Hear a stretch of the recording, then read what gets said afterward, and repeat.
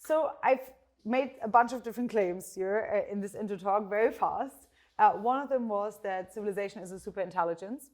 I argued, like very broadly, that the superintelligence already exists of human entities, of computing entities. They're already kind of cooperating, and that there's a few ways in which we can do that better. So I wonder, given your background, what do you have anything to add of looking at civilization as a superintelligence?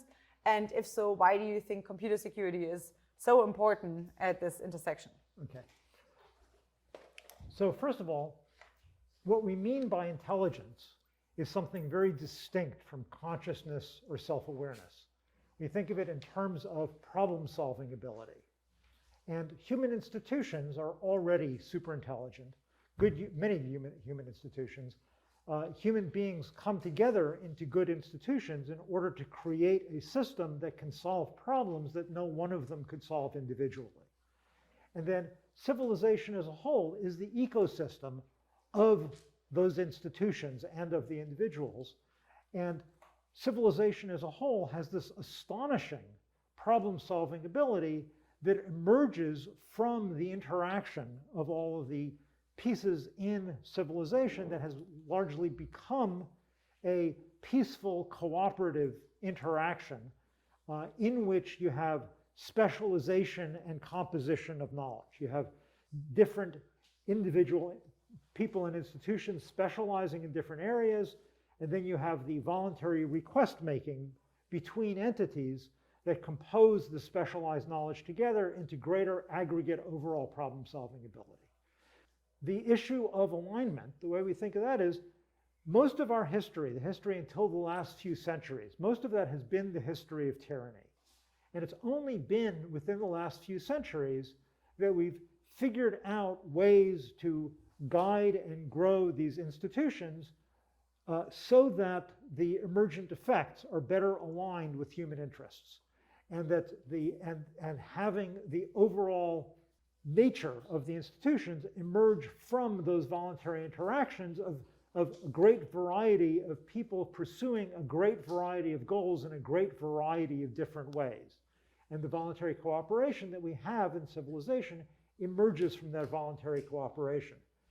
And part of how civilization has rapidly grown more intelligent, has rapidly accelerated in its the wealth that it provides us and the incredible reduction of poverty, part of that is computers contribute to, and to the extent that civilization now rests on computer infrastructure to a substantial degree. And that's great in many ways. The problem is that the foundational computer infrastructure that all of civilization rests on is built to the wrong security premises. They're built to security premises that are so bad that not only do we see lots of insecurity, we believe that these architectures are fundamentally insecurable. We cannot get from here to a secure world. Why is civilization still standing despite that? It's because right now the exploitation of these vulnerabilities is limited by human effort. It takes human effort to find the vulnerability. It takes human efforts to construct exploits. And there's a great variety of different systems, so there's a great amount of human effort to try to do a coordinated attack across them. However, we know through things like the DARPA Grand Challenge that the AI threshold, the software sophistication threshold, static analysis, et cetera, necessary to bring down civilization is behind us. So this whole thing about we're worried about some future AI threshold at which all of our civilization is in danger, that threshold is behind us.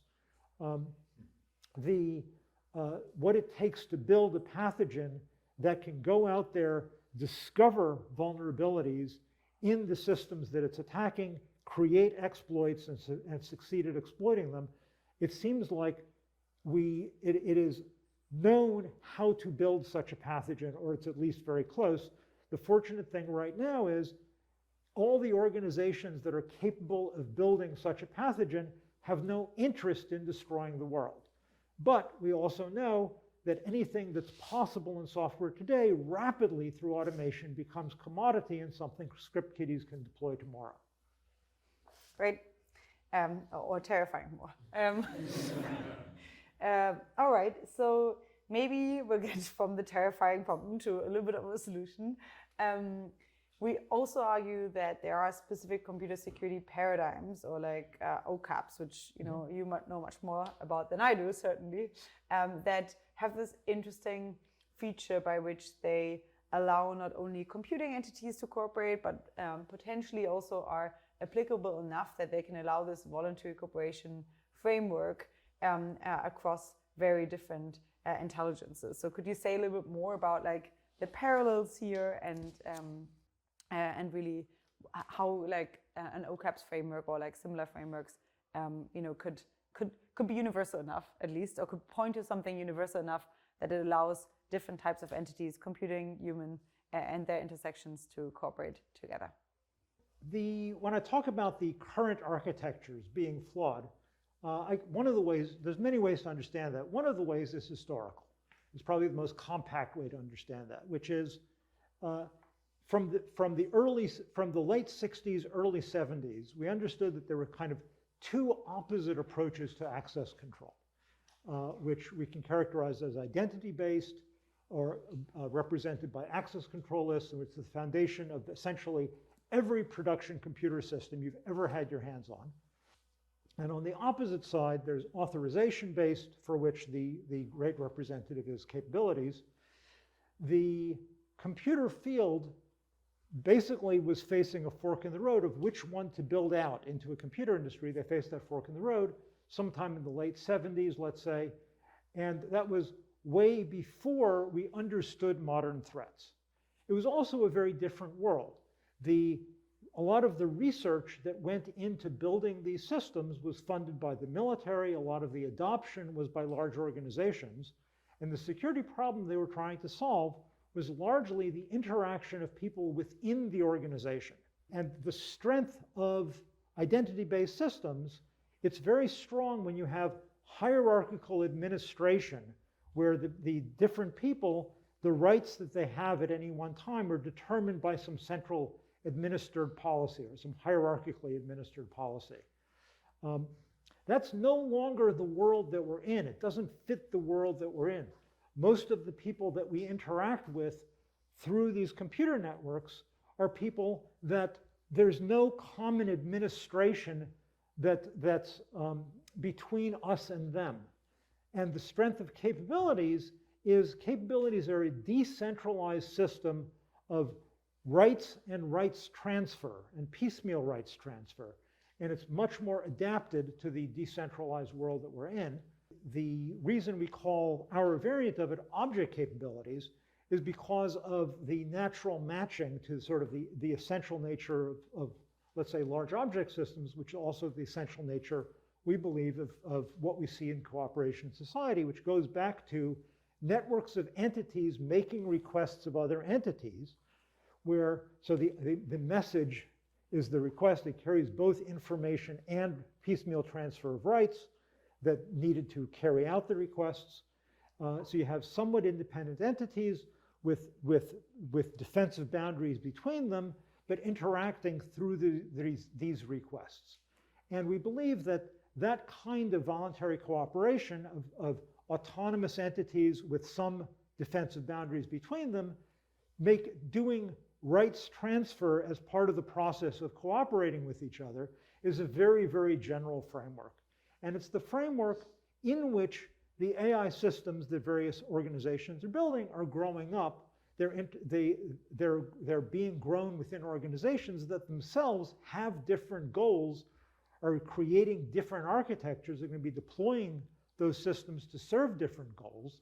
And if we maintain so we're already starting out with these things growing up within the cooperative fabric and growing up in a multipolar way. Each one is trying to has a need to solve whatever problems that organization has in the context of an overall civilization in which others are solving other problems. And the most effective way they can solve their problem is by making use of the fact that they can help other entities which are solving other problems, and they can help them. Wonderful. And getting maybe a little bit more concrete, if we take that as a potential solution or approach, then what would it mean to actually drive progress in that area more? Like, you've had certainly your role to play in that. Maybe you could talk a little bit more about that. You can talk about like perhaps like, you know, a few approaches to like get a bit more concrete. If we think about working groups here, what would it look like to actually do something about this? Yeah, so Eric Drexler and I started working on this vision of worldwide computational markets. We started working on it actually in '83. We came out with the papers in '88. And that for me was sort of the driving vision. It's what we would today call cryptographic, decentralized, permissionless computational markets. And it was basically as integrated with human markets and together amplifying what's good about human civilization forward. And starting from there, it's looking at trying to understand the computational foundations. One of the things that's very clear in the papers is we explain capabilities and why they're kind of the necessary foundation because of this notion of decentralized policy and incremental rights transfer. But then when, after the papers were published and I started working on this and realizing that the world wasn't building the capability systems we needed, what I realized very quickly is that capabilities were actually a discredited paradigm, that the dominant common wisdom in academia and in the elite of industry, or the part of industry that felt like they had an opinion on this, is that this was a discredited paradigm. Capabilities seem attractive, but we all know that they don't work for this variety of reasons.